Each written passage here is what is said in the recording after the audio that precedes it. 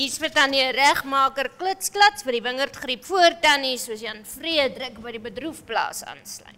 My jene kind, jy weet toch, ek is nie 'n kantienbesem soos jou oorlede man nie. Net die heliofobie, jy weet. Heliofobie? Die vreeslike vrees vir die skerp sonlig. Is Tannie seker is nie 'n sieklike vrees vir droë lewer nie, ook bekend as 'n babbelaar. Franso net lyk my ons het 'n ou luistervink in die huis, né? Ek het beslis nie na julle gekoeterwaals kom afluister nie. Ek het net kom kyk watter kroegloper wyn vlieg so vrot van die bergie parfum en ek was reg. Tannie Irma. Mesha. Franso net.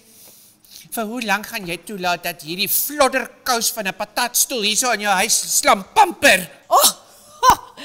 Ek doen alles behalwe slampamper, my liewe Auntie Irms. Ek het kom oefen en hou my lyf spikkeries vir 'n groot model kompetisie.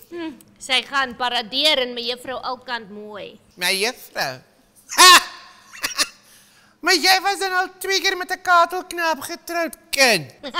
Die laaste een was meer van 'n katelknaap dief, 2 keer haar ouderdom.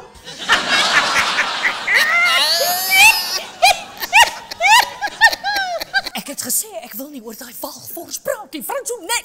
Maar hoorie kind, wat het jy alles in hierdie klitsklats van jou? Ag, sommer so allegaartjie vrugte.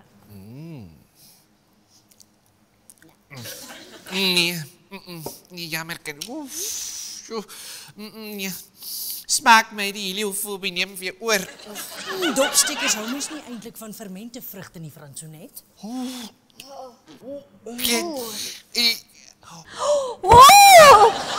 Tannie Irma. Tannie Irma. Die Mesha, ek dink sy het nie hiernamaals aangesluit. Wat so dik kop nou moet vrot. ek het dit.